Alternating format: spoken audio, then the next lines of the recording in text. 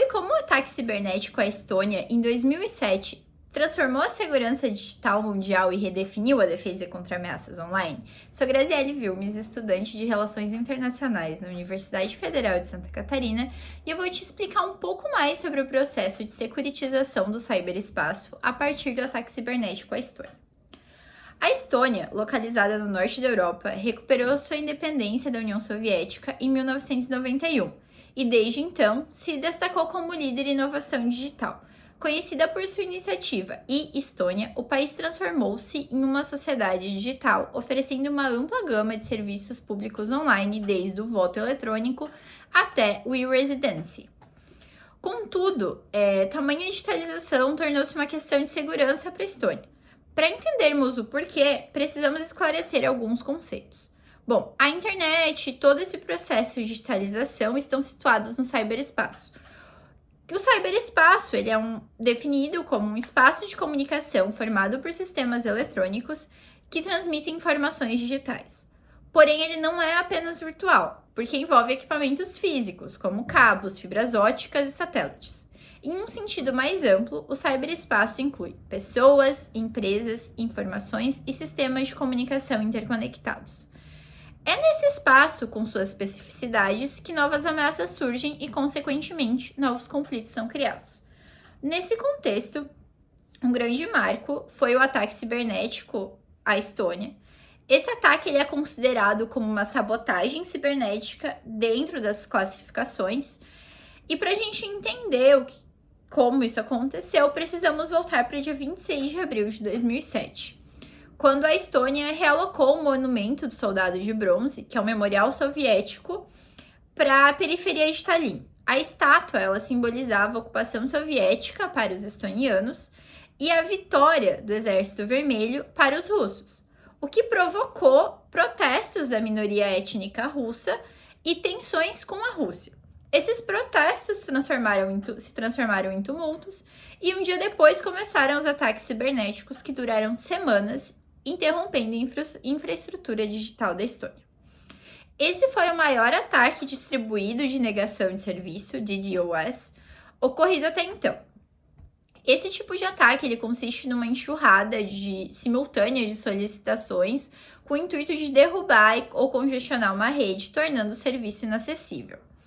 A Estônia teve seus serviços paralisados e incapazes de operar, a exemplo da rede telefônica, sistema de cartão de crédito, o serviço de diretório da internet. O maior banco do país não conseguiu operar por ser digitalizado, o comércio, os serviços de comunicação e as centenas de sites importantes do país. Inicialmente houve confusão pública e incerteza sobre a natureza e a origem desses ataques, mas com o tempo esse discurso mudou, principalmente depois do dia 30 de abril, quando o ministro da Justiça da Estônia declarou a participação russa nos ataques. Isso levou à formação de uma narrativa de guerra cibernética contra a Rússia, que foi aceita pelo público estoniano étnico, conectando os ataques ao contexto dos tumultos e aos discursos de segurança e identidade nacional da Estônia. Assim, a Estônia identificou o ciberespaço como uma área vulnerável e estratégica que poderia ameaçar a segurança nacional. Dessa forma, o ciberespaço, que não era uma questão securitária, passou pelo processo de securitização. Cabe ressaltar que o processo de securitização ele se dá pela passagem de um tema não politizado, ou seja, que não é debate da opinião pública, ou até mesmo um tema politizado, que é debatido pela opinião pública, pelo governo e é alvo de políticas públicas, a um tema que é visto como uma ameaça por algum setor ou por um agente securitizador. Para que isso ocorra, para que o processo de securitização ocorra, é necessário que o discurso desse agente securitizador seja legitimado pelos demais.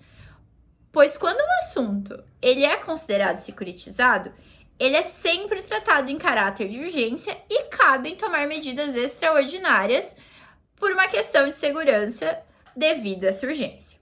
Bom, nesse caso, o governo estoniano e os líderes políticos, que são vistos como agentes securitizadores, construíram uma narrativa de que o cyberataque não era apenas um incidente técnico, Então, ele era uma ameaça à soberania, à estabilidade e à integridade territorial do país.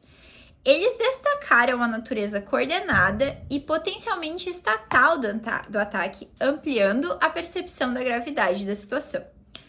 A urgência e a gravidade foram implicadas através da repetição de um discurso de guerra e terrorismo, com referências a armas, especialmente nucleares, e comparações de ataques cibernéticos à explosão nucleares. Assim, os ataques estonianos tornaram-se um marco histórico que ancorou a construção da segurança cibernética e da guerra cibernética. A ligação entre o hacking e o terrorismo ajudou a construir limites éticos, enquadrando o hacking como perigoso e sem propósito político legítimo. A Estônia buscou apoio dos aliados internacionais, especialmente da União Europeia e da OTAN, para reagir a esses ataques. No entanto, apesar dos pedidos da Estônia, a OTAN não invocou o artigo 5º do tratado, que é aquele que consagra o princípio de defesa mútua. Logo, ele estabelece que um ataque contra um ou vários aliados da Europa ou na América do Norte será considerado um ataque contra todos, devido às limitações institucionais e à falta de normas formais para situações de guerra cibernética na época. A partir desse ocorrido, a Estônia mobilizou significativos recursos para fortalecer suas capacidades cibernéticas, melhorar a segurança de infraestruturas críticas e desenvolver políticas e estratégias para enfrentar futuras ameaças cibernéticas internacionais, desde revisão da legislação cibernética até investimentos em tecnologia de defesa cibernética, se tornando então uma referência mundial na área, o que permitiu a Estônia transformar sua experiência em uma vantagem competitiva.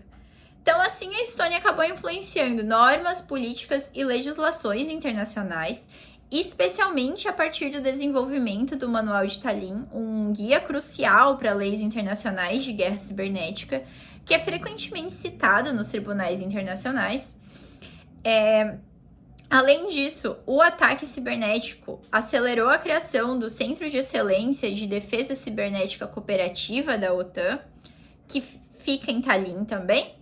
E esse centro militar focado em pesquisa, consultoria e treinamento em segurança cibernética formalizou a cooperação internacional e reforçou o papel da Estônia como um centro vital para a cibersegurança ocidental. Além disso, a experiência dos ataques resultou em mudanças do Código Penal da Estônia, que passou a diferenciar crimes cibernéticos de ciberterrorismo e de ataques políticos contra infraestruturas críticas. Essa atualização fortaleceu a base jurídica da Estônia para lidar com ameaças cibernéticas e serviu de exemplo para a criação de legislações em outros países. Ao se tornar um centro de excelência em defesa cibernética e influenciar normas internacionais, a Estônia não apenas reforçou a própria defesa, mas também moldou a forma como o mundo aborda as ameaças digitais. Assim, o legado do ataque de 2007 não é apenas uma história de resiliência, mas também um catalisador para um futuro mais seguro e protegido no ciberespaço global. Obrigado por assistir e até a próxima!